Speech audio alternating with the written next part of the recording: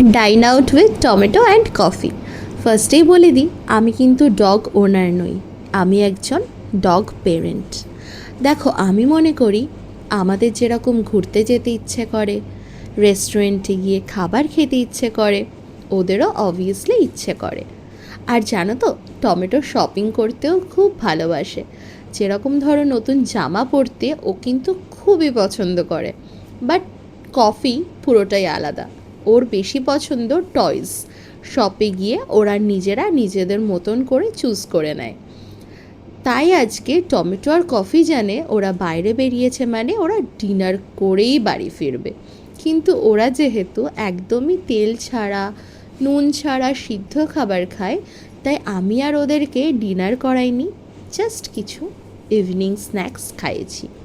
আর তোমাদেরকে এর মধ্যে একটা ইন্টারেস্টিং কথা বলি, তবে মানুষ নিজের গাড়ি কেনে, সামনে বসে নিজে আরামসে যায়, তাই তো? বাট আমার কিন্তু লাইফটা পুরোটাই ডিফারেন্ট। লাইক আমার গাড়িতে টমেটো আর কফি সামনের সিটে বসে আর আমি বসি পেছনে, এটা তোমরা হয়তো ভিডিওর মধ্যেই দেখতে পেরেছো। আর এটাতে জানো তো আমার কোনো সমস্যা নেই বা দুঃখও নেই, বরং আমি ভীষণ হ্যাপি হই এটাতে, কারণ আমার লাইফ পুরোটাই ওদের জন্য। এবার বলি, ওদের জন্য সামান্য একটু চিকেন টিক্কা নিয়েছিলাম, যেহেতু মশলাপাতি একদমই খাওয়ানো যাবে না। আর কফি দেখো এদিকে বসে পড়েছে খাওয়ার জন্য। আর এখান থেকে ওদেরকে জাস্ট এক পিস চিকেন হাফ হাফ করে দুজনকে দিয়েছি, তারপরে পুরোটাই বাড়িতে নিয়ে এসেছিলাম, এসে ধুয়ে ওদেরকে খাইয়েছি, কারণ ওরা কিন্তু একদমই ওরা মশলাপাতি খেয়ে অভ্যস্ত নয়।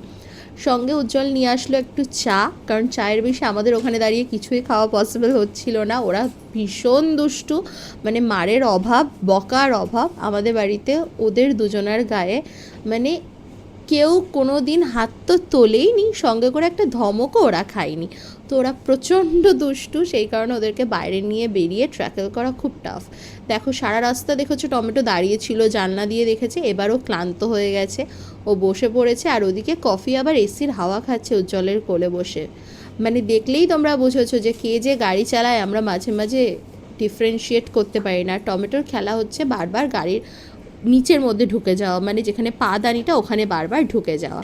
আর এদের তো এক একটা জিনিস থেকেই থাকে। আর মানুষ ওদেরকে এত ভালোবাসে, রাস্তায় বেরোলে সবাই কথা বলে, তার জন্য টমেটো আবার ওদের সাথে ওনাদের সাথে কথা বলছিল আর কি। আর এদিকে আমার অবস্থাটা দেখলে কী অবস্থা, আমার ঘাড়ের উপরে, মানে আমি পেছনে বসেছি, ওদের আবার পেছনে এসে আমার কোলে বসতে পারে। টমেটোর অনেকটা ঘুম পেয়ে গেছিলো, তাই টমেটো আমার কোলের মধ্যে এসে ঘুমিয়েও পড়ছিল। তো আজকের ভিডিওটা এই অবধি, ভালো লাগলে জানিও, টাটা।